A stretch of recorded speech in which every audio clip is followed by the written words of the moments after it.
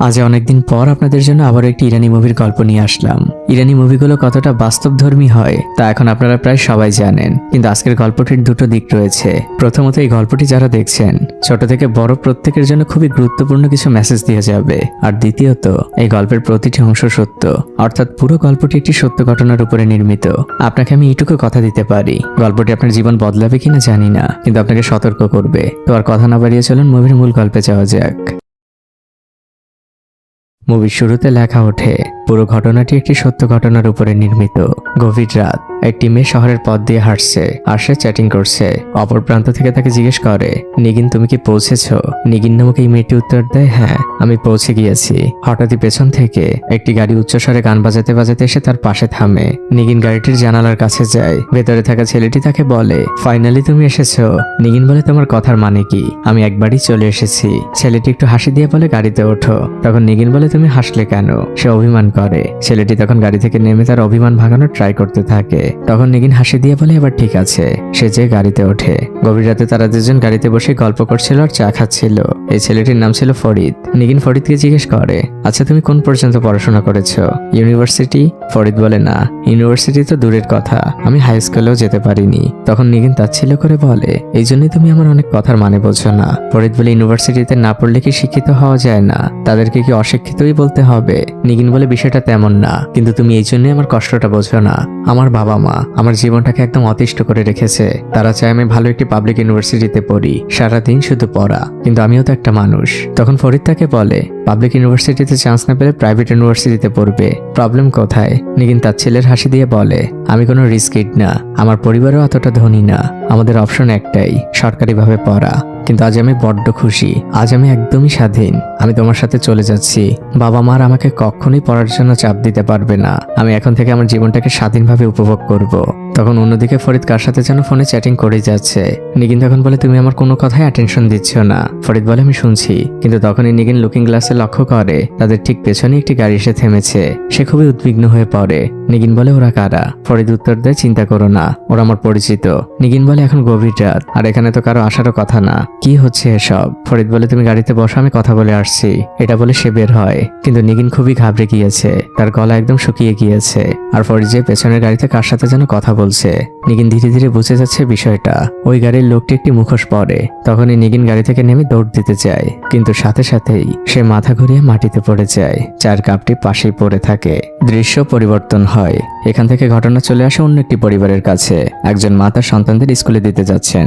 বড় মেয়ে নিডা মাকে বলছে, মা তুমি এখানে গাড়ি রাখো, তুমি আমার স্কুলের সামনে যাবে না। মা উত্তর দেন, তুমি আমাকে গাড়ি চালাতে দাও। নিডা জোরাজোরি করে। মা তখন কষে ব্রেক করে আর বলে, তুমি কি চাও বলো তো? নিডা বলে, তুমি আমার সাথে ঝগড়া কেন করছো? মা উত্তর দেয়, আমি তোমার সাথে ঝগড়া করছি না, আমি তোমার সাথে কমফোর্টেবল হবার চেষ্টা করছি। নিডা বলে, তুমি আমাকে আমার মতো থাকতে দিলেই আমি কমফোর্টেবল থাকি। মা বলেন, তোমার কথা শুনে মনে হচ্ছে তোমাকে আমরা পরাধীন করে রেখেছি।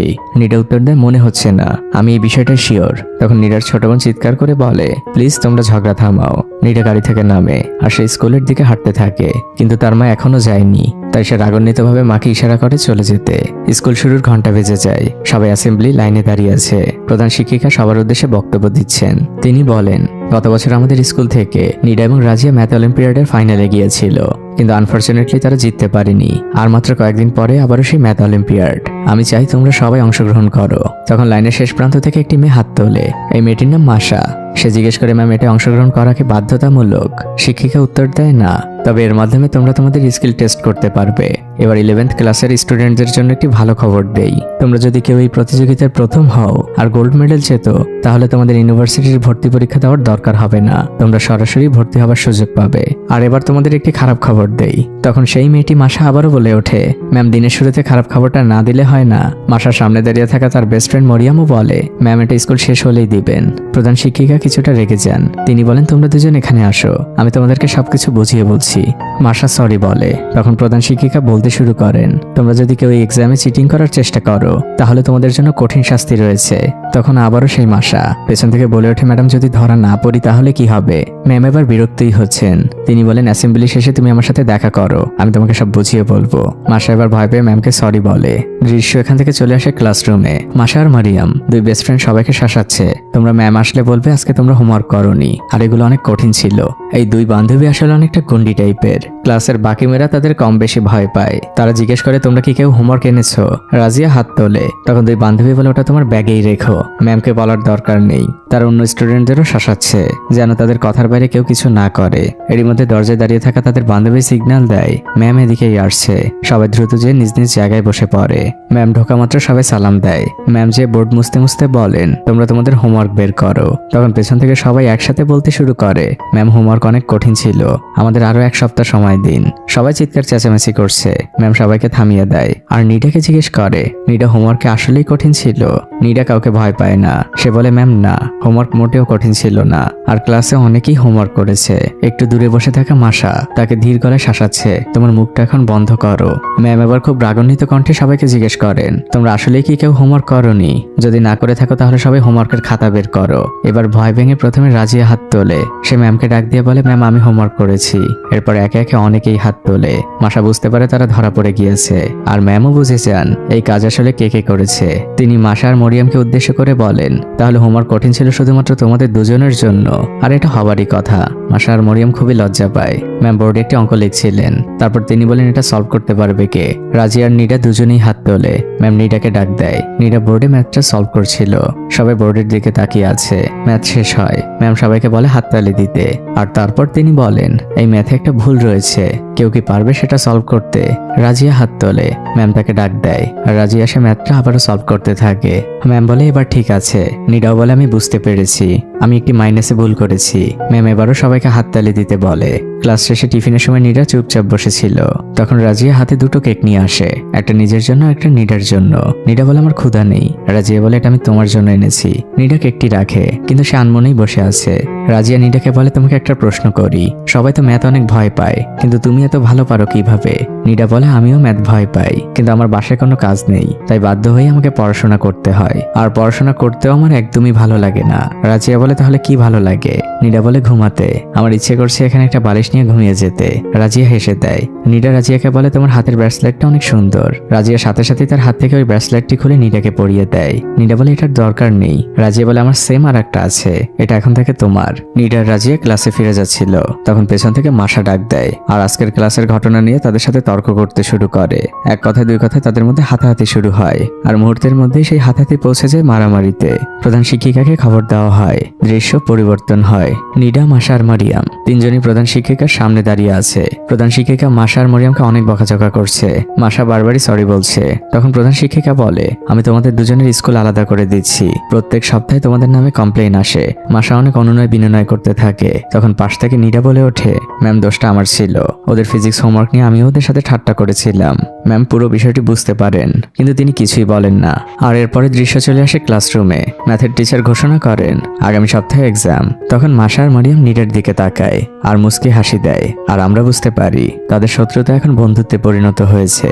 ওই দিন স্কুল ছুটির পরে তারা তিনজন একসাথে স্কুল থেকে বের হয়। মাসা একটা কাগজের নাম্বার লিখে নিডার হাতে দেয় আর বলে বাসায় যেয়ে টেক্সট করো, তোমাকে আমি আমাদের গ্রুপে জয়েন করিয়ে নিব। নিডা খুশি হয়। এরই মধ্যে পেছনে নিডার মায়ের গাড়ি এসে থামে। মাসা আর মরিয়ামও লক্ষ্য করে। নিডা তখন হেঁটে গাড়ির কাছে যায়, আর যাওয়া মাত্রই সে মায়ের সাথে চিল্লাচিল্লি করতে শুরু করে, তোমাকে না কতদিন বলেছি এখানে না আসতে, এই রাস্তার শেষ মাথায় থামতে। মা প্রথমে নিডাকে সালাম দেয়। নিডাও সালামের উত্তর দেয়। মা ধীর গলায় বলেন আমি কি এখন এই রাস্তার শেষ মাথায় যেয়ে দাঁড়াবো? নিডা বলে দরকার নেই, এখানেই অপেক্ষা করো। নিডা পা বাড়ালে মা জিজ্ঞেস করেন তুমি কোথায় যাচ্ছ?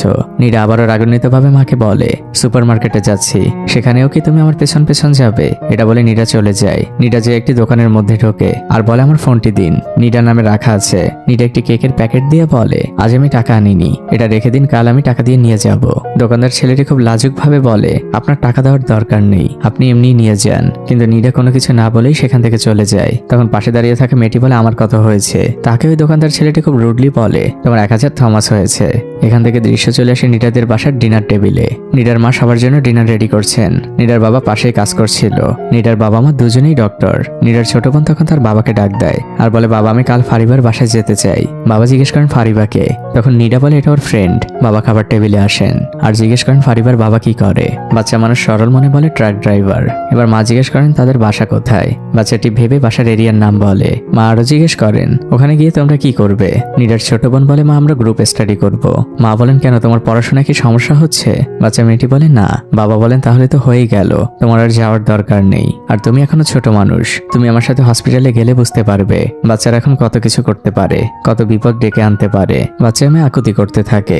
নিডা তাকে চুপ করায়। এর মধ্যে নিডার ফোনে একটি মেসেজ আসে। বাবা বুঝতে পারেন। তিনি একটু তাচ্ছিল্য করেই নিডার মাকে বলেন, আমাদের নিডা নতুন ফ্রেন্ড খুঁজে পেয়েছে। নিডা বলে, বাবা বিষয়টা এমন না, তোমরা এখন আমার ছোট বোনকে রেখে আমাকে ইন্ট্রোগেট শুরু করেছো, আমাকে এখন জবাবদিহিতা করতে হবে তোমাদের। মা বলেন, নিডা তুমি সবসময় এটা কেন ভাবো, আর একটু বড় হলেই বুঝতে পারবে আমরা কেন ছোটবেলা থেকে তোমার সাথে স্ট্রিক্ট ছিলাম, এটা তোমার ভালোর জন্যই। নিডা বলে, মা আমার বয়স 18, আর কবে বুঝতে পারবো, আমি এখনই বুঝতে পারি। এর মধ্যে বাবার ফোনে কল আসে। তিনি সবাইকে সরি বলে সেখান থেকে উঠে যান।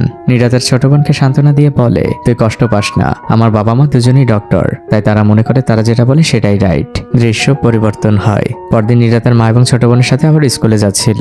নিডা তার মাকে বলে, মা আজ স্কুল শেষে ফিজিক্সের এক্সট্রা ক্লাস রয়েছে, 4টার পর আমি স্কুল থেকে বের হব। মা বলে, তুমি তো ফিজিক্সে ভালো, তাহলে এক্সট্রা ক্লাসের কি দরকার। নিডা বলে, আমার দরকার রয়েছে। মা বলেন, ঠিক আছে, আমি 4টার সময় স্কুলের সামনে আসব। নিডা জানালার বাইরের দিকে তাকিয়ে মুস্কি হেসে দেয়। এটা ছিল আসলে নিডার প্ল্যান। আজ স্কুল খুব তাড়াতাড়ি ছুটি হয় আর আমরা নিডাকে মাসা আর মরিয়মের সাথে বাইরে দেখতে পাই। নিডা চারপাশে তাকাচ্ছে আর ফাইনালি হাফ ছেড়ে বলে, আমার মা তাহলে সত্যি সত্যি আসেনি। তিনজনেই অনেক খুশি। তারা একসাথে হাত মিলায় আর শহরের পথ ধরে হাঁটতে থাকে। এরপরের দৃশ্য চলে আসে একটি রেস্টুরেন্টে। তারা তিনজন বসে আড্ডা দিচ্ছিল। মাসা আর মরিয়ম প্রায় এমন করে, কিন্তু নিডাস তার স্বাধীনতা উপভোগ করছে। তাদের খাওয়া দাওয়া প্রায় শেষ। তখন মাসা একটি বোতল ঘুরিয়ে বলে, ট্রুথ অর ডেয়ার। নিডা বেছে নেয় ডেয়ার। মাসা চিন্তা করতে থাকে নিডাকে ডেয়ারে কি দেওয়া যায়। আশপাশ দেখে তাদের চোখ যায় জানালার বাইরে বসে থাকা একজন বৃদ্ধ মহিলার দিকে। মাসা বলে, ওনার সামনে যে ব্যাগ দেখছো, ওই ব্যাগ থেকে ওই মহিলার ওয়ালেট তোমাকে চুরি করতে হবে। নিডা বলে, অসম্ভব, এটা আমি করতে পারবো না। পাশে বসে থাকা মরিয়ম বলতে থাকে, আমি আগেই বুঝেছিলাম তোমাকে ট্রুথ অর ডেয়ার না দিয়ে ট্রুথ অর ফিয়ার দেওয়া উচিত ছিল, তুমি অনেক ভীতু মানুষ। নিডা বলে, বিষয়টা এমন না, এটা তো কোনো ঠিক কাজ না। তখন মরিয়ম দাঁড়িয়ে বলে, বুঝতে পেরেছি, তোমাকে দিয়ে হবে না, দেখো আমি কিভাবে করি। নিডা থামিয়ে দিয়ে বলে, আমিই করছি, কিন্তু একটাই শর্ত, আমি কিন্তু ওয়ালেটটা আবারও ফেরত দিয়ে আসবো। মাসার মরিয়ম বলে, এটা তোমার ব্যাপার, কিন্তু এতে তোমার আরো বেশি বিপদ হতে পারে। তারা তিনজনের রেস্টুরেন্ট থেকে বের হয় আর একটি প্ল্যানিং করে। মাসার মরিয়ম কিছুটা সামনের দিকে এগিয়ে যায়, নিডা পেছনে। তারপর তারা তিনজন একটি গলির মধ্যে ঢোকে। নিডা যায় ওই বৃদ্ধ মহিলার কাছে আর মাসার মরিয়ম দূর থেকে দেখছিল।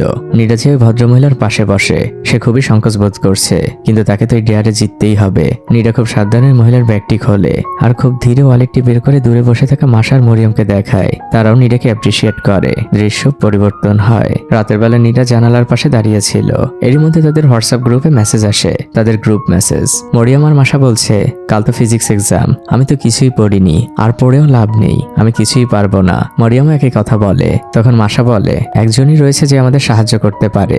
নিডা স্মাইল ইমোজি দেয় আর সে লিখে দেয়, কালকে শুধু তোমাদের একটাই কাজ, তোমরা খাতায় কিছুই লিখবে না। এখান থেকে দৃশ্য চলে আসে পরদিন এক্সাম হলে। এক্সাম শুরু হতে আর মাত্র কিছু সময় বাকি। নিডা মাসা আর মরিয়মকে ইশারা করে আর বোঝায় সবকিছুই ঠিকঠাক আছে। এক্সাম পেপার দেওয়া শেষে ম্যাডাম ঘোষণা করেন, এখন থেকে তোমাদের সময় শুরু হচ্ছে, তোমাদের সময় 1 ঘন্টা। সবাই আনসার করতে ব্যস্ত হয়ে যায়। শুধুমাত্র মাসা আর মরিয়ম চুপচাপই সময় কাটাচ্ছে। অন্যদিকে নিডা খুব ভেবে ভেবে প্রশ্নের উত্তরগুলো লিখছে। সে খুবই চিন্তিত। অন্যদিকে সময় এগিয়েই চলেছে। প্রায় 40 মিনিট পার হয়ে গিয়েছে। নিডা মরিয়মকে ইশারা করে। ম্যাম এক্সাম হলেই হাসছিলেন। তখন মরিয়ম উঠে দাঁড়ায় আর বলে, ম্যাম আমি খাতা জমা দিতে যাচ্ছি। সে নিডার পাশে এসে খাতা অদল বদল করে আর ডেস্কে যে নিজের নাম লিখে জমা দিয়ে দেয়। মরিয়ম মনে মনে অনেক খুশি। এত ভালো এক্সাম সে কখনোই দেয়নি। সে বাইরে যে হাফ ছেড়ে বাঁচে। কিন্তু এদিকে মাসার এক্সাম এখনো বাকি। সে তো খাতায় কিছুই লেখেনি। এদিকে সময়ও পার হয়ে যাচ্ছে। নিডা তাকে কয়েকবারই ইশারা করে। মাসা একবার চেষ্টাও করতে যায়, কিন্তু তখনই ম্যাম ওয়ার্নিং দেয়, তোমরা নিজ নিজ খাতায় লক্ষ্য করো। মাসা বুঝতে পারছে না সে কিভাবে ম্যামের চোখ ফাঁকি দিবে। আর তখনই আমরা দেখতে পাই মারিয়াম আবার ওই রুমের মধ্যে ঢোকে আর ম্যামকে রিকোয়েস্ট করতে থাকে, ম্যাম আমি লাস্টের প্রশ্নটা উত্তর দিতে পারিনি, আমাকে একটু সুযোগ দিন। নিডা হেসে দেয়, বুঝতে পারে এটা মারিয়ামের প্ল্যান। মাসাও খুশি, সে সাথে সাথেই উঠে আসে আর খাতা অদল বদল করে সে জমা দিয়ে দেয়। কিন্তু আমরা বুঝতে পারি মাসা তার নাম লেখেনি। এদিকে ম্যাম জানিয়ে দেয় আর মাত্র 8 মিনিট সময় রয়েছে। নিডা দ্রুত করছে, কিছু সময়ের মধ্যেই ঘন্টা বেজে যায় আর নিডাও তার শেষ প্রশ্নের উত্তর দেয়। নিডাও খুশি, দৃশ্য পরিবর্তন হয়। বাইরে এসে তারা তিনজনই চিন্তিত, তারা প্ল্যানিং করছে কিভাবে কি করা যায়, কারণ মাসা নাম লেখেনি। এদিকে নিডাও নাম লিখতে পারিনি। নিডা বলছে এভাবে তো আমরা ধরা পড়ে যাব, দুজনের পুরো পেপারে একই উত্তর আর একইভাবে দুজনের খাতায় নাম লেখা নেই। ম্যাম ইজিলি বুঝে যাবেন যে আমরা চিটিং করেছি। সবাই উপায় খুঁজতে থাকে। এর মধ্যে রাজিয়া নামে সে মেয়েটি আসে। সে এসে নিডাকে বলে তোমার আজ এক্সাম দিতে এত দেরি হলো কেন? তুমি তো সবসময় সবার আগে খাতা দাও, আজ দেখলাম একদম শেষ মুহূর্ত পর্যন্ত লিখছো। নিডা বলেও কিছু না, একটু ভেবে চিন্তে অ্যান্সার করছিলাম। এদিকে মাসা খোঁচা মেরে বলে তোমার নিডাকে নিয়ে এত চিন্তা কেন? রাজিয়া বলে এমনি, ভাবছিলাম কোনো সমস্যা হয়েছে কিনা। রাজিয়া সালাম দিয়ে সেখান থেকে চলে যায়। এর মধ্যে সবার চোখ যায় হেডমিস্ট্রেসের দিকে। তিনিও আর চোখে নিডা মাসাদের দিকে তাকান। আর তখন নিডার মনে পড়ে যায় আজ সকালে হেডমিস্ট্রেসের বলা কথাগুলো। যদি কেউ নকল করতে যেয়ে ধরা পড়ে তাহলে তার কঠোর শাস্তি রয়েছে। অন্যদিকে তার বাবা মায়ের কথাও মনে পড়ে যায়। তারা নিডাকে বিশ্বাস করে এত বছর পর ফোন দিয়েছে, তাকে স্বাধীনভাবে চলতে দিয়েছে, সেই স্বাধীনতাও চলে যাবে। নিডার সাথে সাথেই মাসার মরিয়মকে বলে যেভাবেই হোক না কেন আমাকে হেডমিস্ট্রেসের রুমে যেতে হবে। মাসার মরিয়ম বলে তুমি কি পাগল হয়ে গিয়েছো? নিডা বলে তোমরা আমাকে সাহায্য করবে কিনা বলো। মাসার মরিয়ম বলে সাহায্য তো করবো, যেই বলা সেই কাজ। তাদের প্ল্যানিং শুরু হয়ে যায়। নিডা সরাসরি চলে যায় প্রধান শিক্ষিকার রুমের দিকে। মাসার মরিয়ম গার্ডে, তারা দুজন সিঁড়ির দুপাশে দাঁড়িয়েছে আর চারপাশটা লক্ষ্য রাখছে। এদিকে নিডা ক্যাবিনেটে আজকের এক্সামের খাতাগুলো খুঁজছে। অন্যদিকে দেখা যায় উপর থেকে প্রধান শিক্ষিকা নামছেন। নিডা খাতাও পেয়ে যায়, তার মুখে হাসি ফোটে। অন্যদিকে মাসার মরিয়ম বুঝতে পারছে না কি করবে। তখন উপস্থিত বুদ্ধিমতে তারা দুজন দৌড়ে ম্যামের কাছে যায় আর একজন আরেকজনের নামে বিচার দিতে থাকে যে ম্যামও আমার টাকা নিয়েছে। ম্যাম বুঝতে পারছেন না যে বিচারটা আসলে কিসের। দুজনেই শুধু বক বক করে যাচ্ছে, এটা তো তাদের প্ল্যান। ভেতরে থাকা নিডাও বুঝে যায়, সে যে লুকিয়ে পড়ে। তখন প্রধান শিক্ষিকাকে পেছন থেকে আরেকজন শিক্ষিকা ডাক দেয়। এদিকে আজ যে শিক্ষিকা তাদের এক্সাম নিয়েছে তিনি হেডমিস্ট্রেসের রুমে ঢোকেন। নিডা তখন টেবিলের নিচে লুকিয়ে আছে, তিনি ওই খাতাগুলো নিতে এসেছেন আর সেই সাথে তিনি ফোনে কথা বলছেন। এই শিক্ষিকা আগামী 5 দিন ছুটি নিয়েছে, আজ সন্ধ্যায় সে তার হাজবেন্ডের সাথে ঘুরতে যাবে। নিডা সবকিছুই শোনে আর সেই শিক্ষিকা চলে গেলে সে আবারও ওই ক্যাবিনেটের কাছে যায়, কিন্তু ততক্ষণে দেরি হয়ে গিয়েছে। নিডার মাথায় তখন বুদ্ধি আসে, সে শিক্ষকদের ফাইল থেকে ওই ম্যামের বাসার ঠিকানা নেয়। এখান থেকে দৃশ্য চলে আসে নিডাদের বাসায়। সবাই একসাথে বসে রাতের ডিনার করছিল, কিন্তু নিডা ব্যস্ত ছিল চ্যাটিং এ। সে মাসার মরিয়মের সেই গ্রুপে কথা বলছে। তারা আজকের বিষয়টা নিয়ে খুবই চিন্তিত, তারা অনেক কিছুই চিন্তা করছে। আর নিডার এই চ্যাটিং আর অন্য মানসিকতা পরিবারের বাকি সবাই লক্ষ্য করছিল। বাবা একবার জিজ্ঞাসা করেন তোমাকে এত চিন্তিত কেন মনে হচ্ছে? নিডা বাবার কথায় তেমন কোনো পাত্তা দেয় না। তখন মাও জিজ্ঞেস করেন, নিডা চ্যাটিং করেই যাচ্ছে, বাবা মায়ের কথায় কোনো পাত্তা নেই। এদিকে সে মাসার মরিয়মের সাথে আলোচনা করছে তাকে যেভাবে হোক না কেন এই বিপদ থেকে উদ্ধার পেতে হবে। নিডা মাসার মরিয়মকে বলে ম্যাম তো ছুটিতে যাচ্ছে, আমরা আজ রাতেই তার বাসায় যাই আর আমাদের এক্সাম পেপার কারেকশন করি। মাসার মরিয়ম দুজনে বলে তুমি কি পাগল হয়ে গিয়েছো? এক্সামে ফেল করা ভালো, কিন্তু পুলিশে যেতে চাই না। নিডা বলে ভয় পাচ্ছ? আপনাদের মনে আছে মরিয়ম ঠিক একইভাবে কথা বলেছিল, কিন্তু আজ আর নিডার খোঁজে আমার কোনো কাজ হয় না। মরিয়ম কোনোভাবেই যাবে না। এদিকে নিডার বাবা মা দুজনেই বুঝতে পারছেন কিছু একটা চলছে। বাবা আবার জিজ্ঞেস করেন, নিডা রেগে যায়। তখন বাবাও রেগে যান, বলেন খাবার টেবিলে তুমি কেন ফোন নিয়ে এসেছো? নিডা বলে আমি কি একাই আনি, তুমিও তো আনো, 24 ঘন্টায় তো ফোনে কথা বলো। দুই বাবা আর মেয়ে ঝগড়া করতে থাকে। মা তাদের থামানোর চেষ্টা করেন। ছোট বোনটিও ভয়ে উঠে যেতে চায়, মা তাকে বসান। এদিকে চ্যাটিং এর মধ্যে মরিয়ম জানিয়ে দেয় নিডা এই বিষয়টি ভুলে যাও, যা হবার হবে। নিডার মনটা ভীষণ খারাপ হয়ে যায়, সে সেখান থেকে উঠে চলে যায়। পরিবারের বাকি সদস্যদেরও মনটা ভীষণ খারাপ হয়ে যায়, তারাও একে একে চুপচাপ উঠে যায়। নিডা তার রুমে এসে মাথা নিচু করে শুয়ে থাকে। ঠিক তখনই তাদের গ্রুপে মেসেজ আসে। মাসার নিডাকে বলে আই এম সো সরি, আমি বুঝতে পারছি তোমার সমস্যাটা আর আমি তোমার সাথে যেতেও রাজি, কিন্তু তুমি প্লিজ মরিয়মকে কিছু বলবে না, তুমি আমাকে অ্যাড্রেসটা দাও। নিডার মনটাও খুশি হয়ে যায়। অপর প্রান্ত থেকে মাসা জানায় আমি 1 ঘন্টার মধ্যে পৌঁছে যাচ্ছি, তুমি এই বাসার সামনে আমার জন্য ওয়েট করবে। এর মধ্যে নিডার ছোট বোন আসে নিডার কাছে হোমওয়ার্ক করতে। আর পরের দৃশ্যে দেখা যায় নিডা চুপি চুপি বাসা থেকে বেরিয়ে যাচ্ছে। সে একটি ট্যাক্সি নিয়ে সেই ঠিকানা অনুযায়ী ম্যামের বাসার সামনে আসে। চারদিকে ঘুটঘুটে অন্ধকার, সে চারপাশে তাকাচ্ছে, কিন্তু এখনো সে মাসাকে দেখতে পায়নি। কিন্তু তখনই আমরা পেছন থেকে দেখতে পাই কোনো এক ছায়ামূর্তি তার পেছন থেকে চলে গেল। গেল আর নিডা যখন সেদিকে তাকায় তার সামনে মুখোশ পরে একজন লোক দাঁড়িয়ে আছে। নিডা ভয় পেয়ে যায়, সে পেছনের দিকে যেতে চায়। তখন আমরা পেছনেও আরেকজনকে ছুরি হাতে দেখতে পাই। দৃশ্য চলে আসে 2 দিন পরে। নিডাদের স্কুলে পুলিশের গাড়ি এসেছে। একজন ম্যাম এসে নিডাদের ক্লাসরুম থেকে মাসার মরিয়মকে ডাকে। পুলিশ অফিসার এই ভদ্র মহিলা মূলত মাসার মরিয়মকে কিছু প্রশ্ন করতে এসেছেন। তিনি জিজ্ঞেস করেন, তোমরা কি জানো তোমাদের ক্লোজ ফ্রেন্ড নিডা কেন স্কুলে আসে না? মাসা বলে, ম্যাম আমি কয়েকবার কলও দিয়েছি কিন্তু আমার ফোন পিক করেনি। অফিসার জানান, তোমাদের ফ্রেন্ড 2 দিন ধরে মিসিং। ও তোমাদের ক্লোজ ফ্রেন্ড ছিল, তাই তোমাদেরকে এমন কিছু মনে হয় যেটা আমাকে জানানো উচিত। মাসা ভেবে বলে, না ম্যাম এমন কিছু তো ঘটেনি। অফিসার বলে, ঠিক আছে তোমরা ক্লাসরুমে যাও, পরবর্তীতে দরকার হলে আবারও ডাকবো। আর এখান থেকে দৃশ্য চলে আসে একটি ঘোড়শালে, অর্থাৎ যেখানে ঘোড়া লালন পালন করা হয়। কয়েকটি ছেলে বসে আড্ডা দিচ্ছিল আর সেই সাথে ফুটবল ম্যাচ দেখছিল। এই ছেলেগুলোর মধ্যে সেই ছেলেটিও রয়েছে যাকে আমরা মুভির একদম শুরুতে দেখেছিলাম, ফরিদ। ফরিদের নিগিনের সাথে ঘটে যাওয়া সেই কাহিনীর এখনো কোনো মিল খুঁজে পাননি আপনারা। ধীরে ধীরে আপনাদের সামনে সব পরিষ্কার হবে। এখানে সবাই মিলে মূলত এখানে বসে জুয়া খেলছিল। তারা ফুটবল ম্যাচে বাজি লাগিয়েছে এবং সেটা তারা জিতেও যায়। এরপরে ছেলেগুলো দেখা করতে আসে খলিল নামক এক গ্যাংস্টারের সাথে। আর এই লম্বাটি মুখওয়ালা ছেলেটির নাম হচ্ছে নাদির। সে খলিলকে বোঝাচ্ছে, আমি এইমাত্রই ফুটবল গেমে 1 মিলিয়ন থমাস জিতলাম। এখানে জেতাটা খুবই সহজ আর ইনকামটা অনেক সহজ। আপনি যদি আমাদের কিছু টাকা ধার দিতেন, আমরা 1 সপ্তাহে আপনাকে দ্বিগুণ করে ফেরত দিতাম আর আমাদেরও লাভ থাকতো। গ্যাংস্টার খলিল বলে, ঠিক আছে তোমরা আমার অফিসে দেখা করো। সে এরিয়ার খুবই প্রভাবশালী ব্যক্তি। পরবর্তী দৃশ্যে দেখা যায় নাদির সেই ঘোষালে গিয়েছে টাকা আনতে। সে 20 মিলিয়ন থমাস ধার নেয়। আর পরবর্তী দৃশ্যে আরেকটি টুইস্ট। এই ছেলেটিকে নিশ্চয়ই আপনারা চিনেছেন, নিডাদের স্কুলের পাশের দোকানে সেই ছেলেটি যার কাছে সবাই মোবাইল জমা রেখে আসে। এই ছেলেটির নাম হচ্ছে হামিদ। সে হচ্ছে নাদিরেরই ছোট ভাই। সে বাইরে থেকে খাবার নিয়ে আসে, কিন্তু হামিদের মনটা ভীষণ খারাপ। আর অন্যদিকে নাদির তো ব্যস্ত জুয়া খেলায়। ফরিদ নামক সেই ছেলেটি নাদিরকে জিজ্ঞেস করে, তুমি এই খেলায় কত টাকা জুয়া লাগিয়েছো? নাদির প্রথমে কিছু বলে না, সে টাই ব্রেকার দেখছিল আর ইয়েস করছিল, কিন্তু পরবর্তী সে গেমটি হেরে যায়। ফরিদ জিজ্ঞেস করে, কত টাকা হারলে? নাদির বলে, পুরোটাই, 20 মিলিয়ন থমাস। ফরিদ খুবই রেগে যায়। সে বলে, এই টাকা আমরা খলিলকে কিভাবে শোধ করব? দুজনের মধ্যে ঝগড়া শুরু হয়ে যায়। আর পরবর্তী দৃশ্যে আমরা দেখতে পাই খলিল নাদিরের কাছে এসেছে টাকা ফেরত নিতে। নাদির তাকে বোঝাচ্ছে ওয়েবসাইটটি ক্লোজ হয়ে গিয়েছে, আমি ম্যাচটি জিতেছিলাম। কিন্তু খলিল তাতে এক্সকিউজ শুনতে রাজি না। সে লাভ সহ তার টাকা চায়। খলিল বুঝতে পারছে নাদির তার সাথে ফ্রড করেছে। সে এবং তার লোকজন নাদিরকে ভীষণ মারে আর 1 সপ্তাহ টাইম দিয়ে সেখান থেকে চলে যায়। আহত নাদির ফরিদকে ফোন দেয় আর জিজ্ঞেস করে, তোমার কি সেই মেয়েটির সাথে দেখা করার ডেট ফিক্স হয়েছে? আজ রাতেই দেখা করার ব্যবস্থা করো। আর এখান থেকে মুভির দৃশ্য চলে আসে সেই মুভির শুরুর দৃশ্যে। নিগিনকে অনলাইনে প্রেমের জালে ফাঁসিয়ে সেদিন ফরিদ নিয়ে এসেছিল। নাদির ফরিদকে জিজ্ঞেস করে, মেয়েটি কি চা খেয়েছে? ফরিদ বলে, হ্যাঁ, কিছুক্ষণের মধ্যেই অজ্ঞান হয়ে যাবে। তারা দুজন গাড়ি থেকে বের হয় আর নিগিন যখন পালানোর জন্য গাড়ি থেকে নামে, সে চোখে সবকিছু ঝাপসা দেখতে থাকে আর সে মাটিতে পড়ে যায়, যেটা আমরা মুভির শুরুতেই দেখেছিলাম। আর এখান থেকে দৃশ্য চলে আসে একটি প্রত্যন্ত এরিয়ার ঘোষালে। আমরা নাদিরকে দেখতে পাই। ফরিদ তার কাছে আসে আর জানে নিগিনের বাবা টাকাগুলো জমা করে দিয়েছে। এখন সেটা কি করব? আমি কি খলিলের অ্যাকাউন্টে সরাসরি পৌঁছে দিব? নাদির বলে, কোনো দরকার নেই। ফরিদ বলে, তুমি কি করতে যাচ্ছ? তুমি কি ওই টাকা দিয়ে আবারও জুয়া খেলবে? নাদির বলে, এছাড়া কি করার আছে? খলিলকে যদি সব টাকা দিয়ে দেই, আমাদের জন্য কি থাকবে? তার থেকে বরং টাকাটাকে ডাবল করি। ফরিদ খুবই রেগে যায়। সে বলে, তোমার এই জুয়া আর লোভের জন্য একদিন তুমি মরবে। ফরিদ সেখান থেকে চলে যায়। এখান থেকে দৃশ্য চলে আসে সেই দোকানে। মাসার মরিয়ম তাদের ফোন জমা দিবে, তাই তারা ফোনটি দোকানের সামনে বসে আনলক করে, যেটা সিসি ক্যামেরায় দেখছিল হামিদের বড় ভাই নাদির। মাসা মরিয়ম ফোন জমা দিয়ে সেখান থেকে চলে যায়। আর সবাই চলে যাওয়ার পরে নাদির সিসি ক্যামেরার ফুটেজ চেক করতে থাকে। মাসা তো দোকানের সামনে বসে ফোন আনলক করেছিল।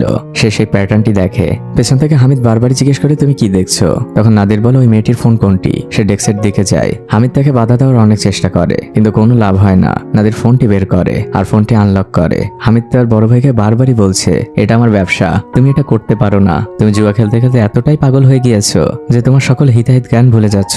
নাদির তার ছোট ভাইকে ঝাড়ি দিয়ে থামায় আর ফোন আনলক করে মাসার ফোনের হোয়াটসঅ্যাপ তার ফোনে ইনস্টল করতে থাকে। হোয়াটসঅ্যাপের সকল ডেটা সে তার ফোনে নিয়ে যায়। হামিদ তার বড় ভাইকে বাধা দেওয়ার সর্বোচ্চ চেষ্টা করে, কিন্তু শেষমেশ কোনো লাভ হয় না। আর এখান থেকে ঘটনা চলে আসে সেই প্রত্যন্ত এরিয়ার ঘোষালে। নাদির সেই হোয়াটসঅ্যাপ গ্রুপে চ্যাটিং করছে। নাদির সেই হোয়াটসঅ্যাপ গ্রুপে মাসা হয়ে চ্যাটিং করছে। ছোট ভাই হামিদ সবার রাতের খাবার হিসেবে রুটি নিয়ে এসেছে, কিন্তু তার মনটা ভীষণ খারাপ। সে একটি রুটি নিয়ে যায় বন্দি থাকা নিগিনের কাছে, যার হাত পা মুখ সবই বাঁধা। হামিদ মুখ খুলে দিলে নিগিন তাকে অনুরোধ করে, আমাকে প্লিজ যেতে দিন, বাসায় আমার বাবা মা অনেক চিন্তা করছে। দৃশ্য পরিবর্তন হয়। হামিদ আনমনে পাহাড়ি পথ দিয়ে হাঁটছিল। পেছন থেকে একটি গাড়ি আসে, যার মধ্যে ছিল তার বড় ভাই নাদির। সে হামিদকে গাড়িতে উঠতে উঠতে বলে। হামিদ বলে কোথায় যাব?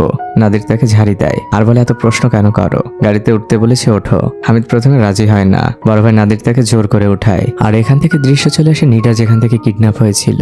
নাদির আর হামিদ আগে থেকেই গাড়িতে অপেক্ষা করছিল। নীরার ট্যাক্সি এসে তাদের সামনে থামে। নীরা যখন চারপাশটা তাকাচ্ছিল তখন হামিদ তাকে দেখে ফেলে আর তাকে খুব ভালোভাবে চিনতেও পারে, কারণ আপনাদের মনে আছে হামিদ নীরাকে দেখলে লজ্জা পেত, টাকাও রাখতে চাইতো না তার কাছ থেকে। মূলত হামিদ তাকে পছন্দ করে। বড় ভাই নাদির হামিদকে একটি ছুরি দেয়। হামিদ কোনোভাবেই নিবে না। বড় ভাই তাকে জোর করতে থাকে আর মুখোশটিও পড়তে বলে। হামিদ অনেক জোরাজোরি করে, বরাবরের মতোই কোনো লাভ হয় না। বড় ভাই সবকিছুই তাকে জোর করে করায় আর সে গাড়ি থেকে নেমে যায়। হামিদ গাড়ির মধ্যেই কাঁদতে থাকে। এদিকে নীরার সামনে দাঁড়িয়ে ছিল নাদির। সে যখন পেছনে ঘোরে তখন ছিল হামিদের হাতে ছুরি। নাদির নীরার মাথায় পিস্তল ঠেকিয়ে তাকে গাড়িতে ওঠায়। নীরা অনেক ভয় পাচ্ছে। আর এখান থেকে দৃশ্য পরিবর্তন হয়ে চলে আসে নীরার বাবার কাছে। সে হসপিটালে মেয়েকে খুঁজছে। এত রাত হয়ে গিয়েছে, এখনো মেয়ের কোনো সন্ধান পায়নি। পরদিন সকালবেলা নীরার বাবা পুলিশ স্টেশনে আসে। সেখানে নীরার মিসিং কমপ্লেন করানো হয়। অন্যদিকে নীরার মা হসপিটালে ডিউটিতে ছিল, কিন্তু তার মনটা ভীষণ খারাপ। সে উদাস মনে তাকিয়ে আছে। একজন নার্স এসে তাকে জিজ্ঞেস করে, আমি রোগীকে কি মেডিসিন দিব? নীরার মা তো আনমনেই তাকিয়ে আছে। নার্স তাকে আবারও প্রশ্ন করলে সে উত্তর দেয়, আপনি প্লিজ একটু অন্য ডক্টরের কাছে যান। নার্স বুঝতে পারে নীরার মা আসলে বারবার জুম করে তার মেয়ের ছবি দেখছিল। মারা তো এমনই, সন্তানের জন্য মনটা তার পুড়ে যাচ্ছে। এখান থেকে ঘটনা চলে আসে সেই বদ্ধ রুমে যেখানে নিগিন আর নীরা বন্দী রয়েছে। চেয়ারে বসে নাদির ফোনে চ্যাটিং করছিল। মুখ বন্ধ নিগিন বারবারই তাকে অনুরোধ করছে, সেই ইশারায় মুখ খুলতে বলছে। তখন নাদির নিগিনকে জানায়, তোমার বাবা টাকাগুলো ডিপোজিট করে দিয়েছে। নিগিনের অনুরোধ তখন আরো বেড়ে যায়। বাধ্য হয়ে নাদির উঠে এসে তার মুখ খুলে দেয়। নিগিন এবার খুব অনুনয় বিনয় করে বলে, প্লিজ আমাকে যেতে দিন, আমার মা আমার জন্য বাসায় অনেক চিন্তা করছে। নাদির বলে, অপরিচিত কারোর সাথে যখন চ্যাটিং করে প্রেমের ফাঁদে পড়ে বাড়ি থেকে বের হও তখন তোমার মাথায় তোমার মায়ের চিন্তা আসে না, আর এখন তোমার মাথায় মায়ের জন্য অনেক চিন্তা। তোমরা এই জেনারেশনের মেয়েরা আসলে স্বার্থপর। তোমার চিন্তা তোমার মায়ের জন্য না, তোমার নিজেকে নিয়ে চিন্তা। নাদির আপন মনে তার ফোনে একটি নাম্বার ডায়াল করছিল আর সেটা নীরা দূর থেকে ভালোভাবে লক্ষ্য করে। আর এখান থেকে ঘটনা চলে আসে পরদিন হামিদের সেই দোকানে। মাসাজ তার ফোনটি জমা দিতে এসেছে, কিন্তু হামিদ তাকে সরাসরি জানিয়ে দেয় এখন থেকে সে ফোন জমা নেয় না। মাসা জিজ্ঞেস করে কেন? হামিদ বলে দোকানের মালিক জেনে গিয়েছে। মাসা বলে দোকানের মালিক কিভাবে জানবে? আপনি কি আমার কাছ থেকে কিছু লুকাচ্ছেন? আচ্ছা, আপনি কি দেখেছেন আমাদের স্কুলে পুলিশ এসেছে? হামিদ বলে দেখেছি, কিন্তু তাতে আমার কি? হামিদের কথায় মাসার কিছুটা সন্দেহ হয়, কিন্তু সে ওই দিনের মতো কিছুই বলে না। বাসায় ফিরেও মাসা এই বিষয়টা নিয়ে অনেক চিন্তা করে। সে রুমে ফিরে নীরাকে হোয়াটসঅ্যাপে মেসেজও দেয়। অন্যদিকে তখন নাদিরা নীরাকে নিয়ে অন্য কোথাও যাচ্ছিল। হোয়াটসঅ্যাপে বারবারই মেসেজ আসছিল। নাদির গাড়ি থামায় আর নীরার কাছে চিৎকার করে পাসওয়ার্ড জানতে চায়। নীরা ভয় পাচ্ছে। নাদির তাকে ফোর্স করলে নীরা তার ফোনের পাসওয়ার্ড বলে দেয়। নাদির সকল মেসেজ ডিলিট করে দেয়। মাসা কিছুই বুঝতে পারছে না যে আসলে হচ্ছেটা কি। নীরাকে তো সে অনলাইনে দেখতে পাচ্ছে। পরমুহূর্তে সে নীরাকে কলও দেয়, কিন্তু এতক্ষণে তো ফোনটিকে বন্ধ করে দেওয়া হয়েছে। পরদিন মাসা যখন ক্লাসে যায় নীরার চেয়ারটা তখনও ফাঁকা ছিল। সে মরিয়মকে জিজ্ঞেস করে, নীরাকে হোয়াটসঅ্যাপে অনলাইনে দেখলাম, ও কি তোকে কোনো মেসেজ করেছে? মরিয়ম বলে না। নীরা স্কুল শেষে এক জায়গায় বসে বসে সবকিছু নিয়ে ভাবছিল। সে আবারও হামিদের দোকানে যায় আর তাকে আবারও জিজ্ঞাসাবাদ শুরু করে। সে হামিদকে এটাও বলে, আমি কিন্তু পুলিশের কাছে যাব। তখন হামিদ তাকে ভয় দেখায়। সে বলে, তোমার গ্যালারির সকল পার্সোনাল ছবি আমার কাছে রয়েছে, আর এছাড়া আরো অনেক সেন্সিটিভ জিনিস রয়েছে। আর এটাও তোমাকে বলি, নীরার সাথে হোয়াটসঅ্যাপে সর্বশেষ তোমার সাথেই কথা হয়েছে। যদি পুলিশকে তুমি কিছু বলো আমি তোমাকেই ফাঁসিয়ে দিব। মাসা চিন্তায় পড়ে যায়। দৃশ্য পরিবর্তন হয়। রাতের বেলা আমরা পুলিশের গাড়ির সাইরেন শুনতে পাই। মাসা ব্যালকনিতে দাঁড়িয়ে চিন্তা করছিল। তখনই তার মা তাকে ডাকতে আসে। মাসা বলে, মা আমি এখন খাবো না, আমাকে প্লিজ একা থাকতে দাও। মাসার মা বলে, পুলিশ এসেছে, তোর সাথে কথা বলবে। মাসার চোখগুলো বড় বড় হয়ে যায়। আর এখান থেকে ঘটনা চলে যায় আর একটু ব্যাকে। যেদিন নীরা বাসা থেকে বের হয়েছিল সে তার বোনকে সবকিছুই বলেছিল, আর তার ছোট বোন এটাও জানতো নীরা আসলে মাসার সাথেই দেখা করতে যাচ্ছে। নীরা তার বোনের কাছে হেল্প চেয়েছিল 1 ঘন্টা তার মাকে ব্যস্ত রাখার জন্য, আর সে তার কাজ শেষ করে 1 ঘন্টার মধ্যেই ফিরে আসবে। ওই দিন তার বোন তার কথাই শুনেছিল আর নীরা চুপচাপ বাসা থেকে বের হয়েছিল। এদিকে নীরার বাবা এখনো তার মেয়েকে খুঁজে ফিরছেন। তিনি মরিয়মের বাসায় এসেছেন যদি কোনো একটু ইনফরমেশন পাওয়া যায়, কিন্তু মরিয়ম জানায় সে কিছুই জানে না। এর মধ্যে নীরার বাবার ফোনে একটি মেসেজ আসে। সে মেসেজটি ওপেন করে একটি ভিডিও, যেটা মুহূর্তেই বাবাকে নিস্তব্ধ করে দেয়। আর সে বুঝে যায় নীরা কিডন্যাপ হয়েছে। আর একজন বাবার এই সময়ের অবস্থাটা কেমন হতে পারে শুধুমাত্র ওই বাবাই জানেন। আর এটা সম্পূর্ণ সত্য একটি ঘটনা, যার প্রতিটা মুহূর্ত সত্য। বাসায় নীরার মা এবং ছোট বোন এখনো খুবই চিন্তিত। বাবা চুপচাপ বাসায় ঢোকেন আর চেয়ারে বসে পড়েন। নীরার মা এসে তার পাশে বসে। বাবা শুধু তার ফোনটা এগিয়ে দেন। নীরার মাও ভিডিওটা দেখে, তার চোখ বেয়েও শুধু পানি পড়ছে। তখন ছোট বোন এসে সামনে দাঁড়ায় আর বলে, আমার কিছু বলার আছে। আমি জানি ওই দিন রাতে নীরা কোথায় গিয়েছিল। দৃশ্য এখান থেকে চলে আসে মাসার বাসার নিচে। সেই পুলিশ অফিসার এসেছে। সে মাসাকে বলে, তোমার নিশ্চয়ই মনে আছে আমি নীরার বিষয়ে তোমাকে জিজ্ঞেস করেছিলাম। আমি তোমাদের স্কুলে গিয়েছিলাম। মাসা অল্প করে মাথা নাড়ে। অফিসার জানে এখন তোমার সাথে আমার আরো বেশ কিছু বিষয়ে কথা রয়েছে। এর পরের দৃশ্য চলে আসে মাসার বাড়ির ভেতরে। পুলিশ অফিসার মাসাকে কিছু প্রশ্ন করছেন। তোমার বাবা কোথায়? মাসা কাঁদতে কাঁদতে বলে, আমার বাবা মায়ের অনেক আগেই ডিভোর্স হয়ে গিয়েছে, আমি আমার মায়ের সাথে থাকি। অফিসার জিজ্ঞেস করেন, তোমার মা কি জানে যে তোমার বান্ধবী নিডা কয়েকদিন ধরে মিসিং? মাসা বলে, না। অফিসার বলে, নিডা মিসিং হওয়ার আগে সর্বশেষ তোমার সাথেই কথা হয়েছে, কিন্তু তুমি ওই দিন আমাকে সবকিছু লুকিয়েছো। তুমি জানো তোমার বান্ধবী এখন কতটা বিপদে রয়েছে। দেখো এখন আমাকে সবকিছু খুলে বলো, তোমার ভয় পাওয়ার কিছু নেই, তুমি যা যা জানো সবকিছুই আমাকে বলবে।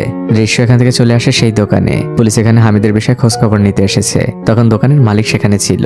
হাসে বলে, হামিদ তো রাতে ডিউটি করে না। পুলিশরা তার বায়োডাটা নেয়, হামিদের বাড়ির লোকেশনও নেয়। আর এর পরের দৃশ্যে দেখা যায় পুরো একটি সোয়াট টিম প্রস্তুতি নিয়ে বেরিয়ে পড়ছে। তারা সকল ধরনের প্রস্তুতি নিয়েছে। তারা হামিদকে খুঁজতে যাচ্ছে, আর সবকিছু পুলিশ হেডকোয়ার্টার থেকে মনিটর করা হচ্ছিল। একজন পুলিশের প্রধান কর্মকর্তাকে জানায়, স্যার আমাদের কাছে কিছু ভিডিও এসেছে। এর কয়েকদিন আগে নিগিন নামক একটি মেয়ে নিখোঁজ হয়েছে, তার কিডন্যাপাররাও সেম। আর এই রেকর্ডিংটা নিগিনের বাবা করেছিল যখন কিডন্যাপারের সাথে তার কথোপকথন হচ্ছিল।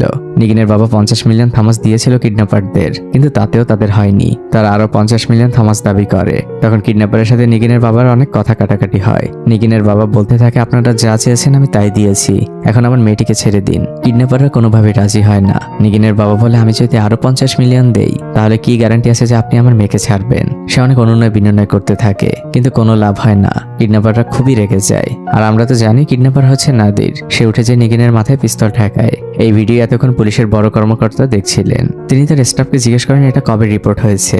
স্টাফ জানায় আজই। কর্মকর্তা জিজ্ঞেস করেন, এতদিন কেন করেনি? ওই স্টাফ জানে নিগিনের বাবা মা খুবই ভয় পেয়েছিলেন। পুলিশ কর্মকর্তা হাঁপ ছেড়ে বলে, অনেক বেশি লেট হয়ে গিয়েছে।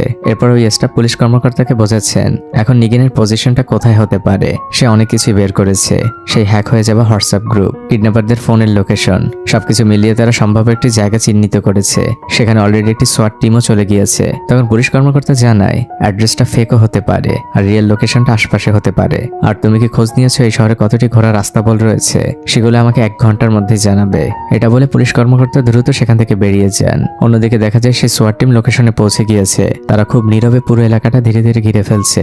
তাদের দেখে চারপাশে কুকুর ডাকছে, কিন্তু সোয়াট টিম নীরবেই এগিয়ে চলেছে। কিন্তু পুলিশের গাড়ির লাল আলোতে তার ঘুম ভেঙে যায়। সে জানালা দিয়ে দেখতে পায় পুরো এরিয়াটা পুলিশে ঘিরে ফেলছে। তার আর বুঝতে কিছু বাকি থাকে না। সে দ্রুত রেডি হয়ে যায় আর জানালা থেকেই পালিয়ে যায়। এদিকে সোয়াট টিম এখনো কাউকে ধরতে পারেনি। তারা পাশের একটি বাসায় এসেছে আর হামিদের বর্ণনা দিয়ে বলে, আপনি কি বলতে পারেন ওরা কোথায় থাকে? হামিদের কার্লি চুলের কথা শুনে লোকটি চিনতে পারে। সে হাতের ইশারায় দেখিয়ে দেয় ও রাতে ওখানেই ঘুমায়। সোয়াট টিম সেখানে যায়, কিন্তু ততক্ষণে তো হামিদ পালিয়ে গিয়েছে। এদিকে দৃশ্য চলে আসে স্থানীয় থানায়। সেই পুলিশ কর্মকর্তা সেখানে এসেছে। নিডার বাবা আগে থেকেই সেখানে দাঁড়িয়েছিল। তিনি বারবার জিজ্ঞেস করছেন, আপনারা কি আমার মেয়ের কোনো খোঁজ পেয়েছেন? পুলিশ জানান, আপনি চিন্তা করবেন না, আমরা অপরাধীদের আইডেন্টিফাই করেছি, কিন্তু আমাদের আরো বেশ কিছুটা সময় প্রয়োজন। আপনি আমার সাথে ভেতরে আসুন, আপনারও কিছু কাজ বাকি রয়েছে। অন্যদিকে দেখা যায় হামিদ প্রাণপণে দৌড়াচ্ছে। এদিকে সেই পুলিশ স্টেশনের মধ্যে কিডন্যাপারদের সাথে ভিডিও কলে কথোপকথনের আয়োজন করা হয়েছে। নিডার বাবা কথা বলছেন, কিন্তু কিডন্যাপাররা এখনো বুঝতে পারেনি যে নিডার বাবার চারপাশ পুলিশ দিয়ে ঘেরা। কিডন্যাপার অর্থাৎ নাদির নিডার বাবাকে কয়েকবারই সতর্ক করে, আপনি যদি কোনো চালাকি করার চেষ্টা করেন তাহলে নিডার অবস্থা হবে নিগিনের মতো। নিডার বাবা বলে, আমি আপনার সব কথা শুনবো। আপনি আমার কাছে 100 মিলিয়ন থামাস চেয়েছেন, আমি দিতে রাজি হয়েছি, কিন্তু আমাকে নিশ্চয়তা দিতে হবে এই টাকা দেবার পরে আমি আমার মেয়েকে ফেরত পাবো। নাদির রেগে যায়, বলে, তুই আমার কাছে নিশ্চয়তা চাচ্ছিস? তোর মেয়ে আমার কাছে, তোর কোনো শর্ত শুনতে আমি রাজি না। তুই আমাকে টাকা দিবি, বিনিময়ে মেয়ে পাবি। নিডার বাবা বলে, কিন্তু তার জন্য আমার তো একটা নিশ্চয়তার প্রয়োজন। আপনি যে কালকে দ্বিগুণ টাকা চাবেন না, তার প্রমাণ কি? নাদির বলে, কোনো প্রমাণ নেই, আমার কথাই তোকে বিশ্বাস করতে হবে। নিডার বাবা বলে, ঠিক আছে, কিন্তু নিডার বাবা তখনও কথা পেঁচিয়ে যাচ্ছেন। তখন নাদির খুবই রেগে যায় আর বলে, তোর টাকার আমার দরকার নেই। সে উঠে পিস্তল নিয়ে নিডার কাছে যায় আর তার মাথায় বন্দুক তাক করে। নিডার বাবা তখন খুবই অনুনয় বিনয় করে। পুলিশরা বলে ডাবল টাকা অফার করতে। নিডার বাবার সাথে সাথেই বলে, আমি আপনাকে 200 মিলিয়ন থামাস দিব, আপনি প্লিজ এখন শান্ত হন। নাদির তখন বন্দুক নামিয়ে বলে, এই তো একজন বাবার মতো কথা বলেছেন, এখন আপনার সাথে কথা বলা যায়। এই ভিডিও কলের মধ্যে হঠাৎ করে আমরা বাইরে থেকে হামিদের কথা শুনতে পাই। সে নাদিরের নাম ধরে চিৎকার করে ডাকছে। নাদির দ্রুত এসে ভিডিও কলটি অফ করে দেয়। হামিদ হাঁপাতে হাঁপাতে বলে, নাদির আমরা এক্সপোজ হয়ে গিয়েছি, পুলিশ আমাদের পরিচয় পেয়ে গিয়েছে, চারপাশে শত শত পুলিশ। নাদির খুবই রেগে যায়। সে বলে, এটা কিভাবে হলো? তুই নিশ্চয়ই করেছিস। হামিদ বলে, আমি যদি করতাম তাহলে আমি এখানে হতাম না। নাদির বুঝতে পারছে না সে কি করবে, তার মাথা কাজ করছে না। সে খুবই রেগে যায়। সে এসে আবারও ল্যাপটপের ওয়েবক্যাম অন করে। এবার তার মুখে আর কোনো মুখোশ নেই। সে নিডার বাবার সাথে চিৎকার চেঁচামেচি করছে, এগুলো সবই তোর প্ল্যান, তুই পুলিশ পাঠিয়েছিস। নিডার বাবা বারবার অনুনয় বিনয় করছে, আমি এর কিছুই জানি না, আমাদের ডিলটা আগের জায়গায় আছে, আমি আপনাকে 200 মিলিয়ন ফার্মাসি দিব। নাদির রেগে যে বলে, রাখ তোর টাকা, তোকে আমি জিততে দিব না, এই খেলায় তুই হারবি। নাদির পিস্তল নিয়ে নিডার কাছে যায়। নিডার বাবা বারবার অনুরোধ করছে, কিন্তু নাদির কোনো কথাই শুনবে না। সে নিডের কপালে পিস্তল ঠেকায়, আর ঠিক তখনই হামিদ একটি ভারী বস্তু দিয়ে নাদিরের মাথার পেছনে আঘাত করে। নাদির সাথে সাথে মাটিতে পড়ে যায়। তখন পাশে দাঁড়িয়ে থাকা ফরিদ নাদিরের পাশে বসে আর হামিদকে বলতে থাকে, তুই এটা কি করলি? তাদের দুজনের মধ্যে ধস্তাধস্তি শুরু হয়। ল্যাপটপের ক্যামেরা বন্ধ হয়ে যায় ঠিকই, কিন্তু তখনও শব্দ শোনা যাচ্ছিল। আর ঠিক তখন হঠাৎই একটি গুলির শব্দ হয়। চারদিকে নিস্তব্ধতা। নিডার বাবা শুধু আল্লাহর নাম বলে চিৎকার করে ওঠে। এদিকে পুলিশ কন্ট্রোল রুম থেকে সোয়াট টিমকে জানানো হয়, আপনারা কি কোনো গুলির শব্দ পেয়েছেন? সোয়াট টিম জানায়, পেয়েছি, তবে স্পষ্ট না। তখন কন্ট্রোল রুম থেকে লোকেশন দেওয়া হয় কোথায় সাসপেক্ট থাকতে পারে। অন্যদিকে বাইরে তখন ফজরের আজান শুরু হয়েছে। নিডার বাবা বেঞ্চের উপরে অবচেতন মনে বসে আছেন, তার চোখেরও পলক পড়ছে না। পুলিশ অফিসার নামাজ আদায় করে নেন। তখন তার ওয়াকিটকিতে খবর আসে, কিডন্যাপাররা ধরা পড়েছে। পুলিশ অফিসার তখন খুশি মনে যে নিডার বাবাকে জানান কিডন্যাপাররা ধরা পড়েছে, কিন্তু নিডার বাবার কোনো রেসপন্স নেই। পুলিশ অফিসার বলে, আপনি খুশি হননি? নিডার বাবা ফোনটি বাড়িয়ে দেন, আর যে দৃশ্যটা দেখা যায়, নিডা শুয়ে আছে আর তার চারপাশটা রক্তে ভেসে যাচ্ছে। আর এখান থেকে দৃশ্য চলে আসে সেই অপারেশনটা যেভাবে হয়েছিল। সোয়াট টিম সেই ঘোড়ার রাস্তাবল পুরো ঘিরে ফেলেছিল। তারা একে একে সবাইকে গ্রেপ্তার করে, কয়েকজনই রক্তাক্ত। আর নিগিন নামক সেই মেয়েটি আগেই মারা গিয়েছে, কিন্তু ওয়াকিটকিতে জানানো হয় নিডাকে এখনো পাওয়া যায়নি। কিন্তু তখন একজন পুলিশ সদস্য খুঁজে পান কিছু একটা, তিনি বুঝে যান অনেক কিছুই। ঘটনা চলে আসে ফ্ল্যাশব্যাকে। নিডা সেই কিডন্যাপের পুরো গল্প, সেই কিডন্যাপ শুরু হওয়া থেকে শেষ পর্যন্ত। আর সেখানে আমরা বুঝতে পারি নিডা নিজের মুখের বাঁধনটা খুলে ফেলেছিল। আপনাদের মনে আছে, রাজিয়া তাকে একটি ব্রেসলেট গিফট করেছিল, সে সেটিকে ইউজ করে নিজেকে মুক্ত করেছিল। আর যখন সেই মারামারি চলছিল, হামিদ তাকে বাঁচানোর চেষ্টা করে, আর হামিদের গুলিতেই বাকি দুজন আহত হয়। এদিকে পুলিশের গাড়ি সারি যখন সেখানে ঢুকছিল, আমরা হামিদ আর নিডাকে সেখানে দেখতে পাই। সে নিডাকে নিয়ে লুকিয়ে আছে। আপনারা তো জানেনই, হামিদ সেই প্রথম থেকেই নিডাকে পছন্দ করে। আর হামিদ আরো একটি কাজ করেছে, নিডার বাবার ফোনে যে ছবিটি পাঠানো হয়েছিল, সে নিডাকে দিয়ে ইচ্ছে করেই ছবিটি তুলিয়েছে, যাতে পৃথিবীর কাছে মনে হয় নিডা মারা গিয়েছে।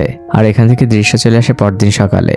একটি পুরনো বাড়ির ফ্লোরে নিডা পড়ে আছে, আর তার পাশে হামিদ চুপচাপ বসে আছে। নিডার চোখ ধীরে ধীরে খুলছে, সে চারপাশে তাকায়, আর পাশে হামিদকে দেখতে পায়। নিডা চুপচাপ উঠে বসে। হামিদ শান্ত গলায় জানায়, এটা আমার বাবার বাড়ি, আমি অনেকদিন ধরেই এখানে আসতে চাচ্ছিলাম। আমি তোমাকে এখান থেকে নিয়ে অনেক দূরে চলে যাব, যেখানে থাকবে শুধু তুমি আর আমি, আর তোমার পরিবারের কাছেও এখন তুমি মৃত। নিডা বলে, আমি আপনার কথার কোনো মানে বুঝতে পারছি না।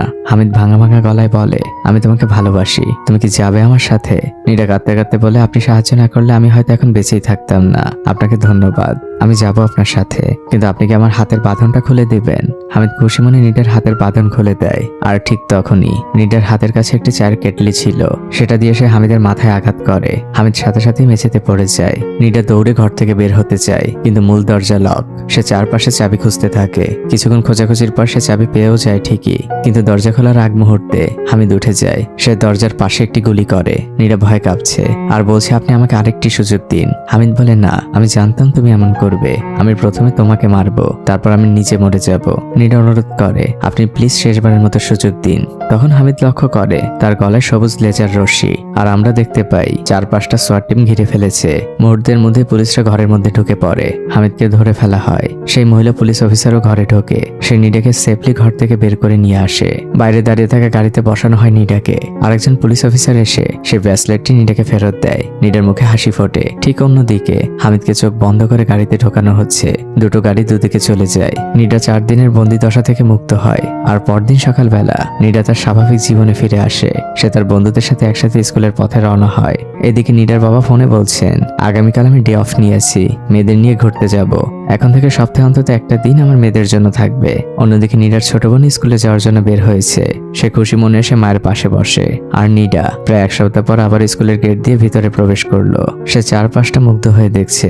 দূর থেকে রাজিয়া তাকে দেখতে পায় আর দৌড়ে তার দিকে আসে আর এসে তাকে জড়িয়ে ধরে। আর এই দৃশ্যের মধ্যে দিয়ে এই মুভিটি এখানেই শেষ হয়ে যায়। আমি জানি না এই সত্য ঘটনাটি আপনাদের কাছে কেমন লাগলো। আমার কাছে ভীষণ ইন্সপায়ারিং মনে হয়েছে। বর্তমান সময়ের জন্য এই মুভিটা খুবই পারফেক্ট, আর হবেই না কেন। ঘটনাটা ঘটনাটা খুব বেশি আগে ঘটেনি। সেই কিডন্যাপাররা এখনো জেলে, আর নীরা এখনো পড়াশোনা করছে। এই মুভিটি আমাদের অনেকগুলো বার্তা দিয়ে যায়, বাবা মা এবং সন্তান উভয়ের জন্য। দেখুন, আমরা সন্তানরা 10, 12, 15 বছর হয়ে গেলে নিজেদের অনেক বড় মনে করি পৃথিবীর সকল বাস্তবতা আমরা বুঝে গিয়েছি। বাবা মায়ের বলা কথাগুলো নীরার মতো আমাদের কাছে তিক্ত লাগে। মনে হয় বাবা মায়েরা আমাদের ডমিনেট করছে, আমাদের বন্দি করে রাখছে। কিন্তু বাস্তবতা এটাই, বাবা মায়েরা আমাদের বয়সটা পার করে এসেছেন। তারা জানেন এই বয়সে আমরা কি কি করতে পারি, আমাদের সাথে কি কি ঘটতে পারে। আর সেকেন্ডলি, প্রত্যেক বাবা মায়ের উচিত সন্তানকে সময় দেওয়া। যত বেশি সন্তানের সাথে বন্ধুত্বের সম্পর্কটা করা যায়, তত দূরত্বটা কমে। আর শেষ বিষয়টি হচ্ছে, বন্ধু নির্বাচনটা খুবই জরুরি। নীরার এই অবস্থার জন্য তার বন্ধুরা অনেকটাই দায়ী। নীরা ফ্রিডম উপভোগ করতে গিয়েছিল, আর তার ফলাফলটা কি ছিল আপনারা জানেনই। আর সর্বশেষ একটা কথাই বলবো, দেখুন, পরিবারের থেকে আপন আপনার কেউ হবে না। আপনার বন্ধুরা হয়তো আপনার জীবনে সাময়িক সময়ের জন্য এন্টারটেইন করতে এসেছে, আপনাকে মজা দেয়, তাই হয়তো তাদের সাথে সময় কাটাতে আপনার ভালো লাগে। কিন্তু সত্য এটাই, আপনার জীবনের সকল কঠিন মুহূর্তে শুধু পরিবারকেই পাশে পাবেন, আর হয়তো 2-1 ভালো বন্ধুকে। কিন্তু বিপদের সময় বেশিরভাগ বন্ধুকেই আপনি খুঁজে পাবেন না। তাই তাদের নিয়ে অন্তত ফ্যামিলির সাথে ঝগড়া করবেন না, এটা আমার অনুরোধ। তো ভালো থাকবেন সবাই। ভিডিওটি কেমন লাগলো আমাকে অবশ্যই কমেন্ট করে জানাবেন। আর যদি সত্যিই ভালো লেগে থাকে তাহলে লাইক দিতে ভুলবেন না। আপনাদের লাইক দেখে বুঝতে পারি ভিডিওটা আপনাদের কাছে কেমন লেগেছে। দোয়া রইল আপনাদের জন্য। আজকের মতো বিদায়।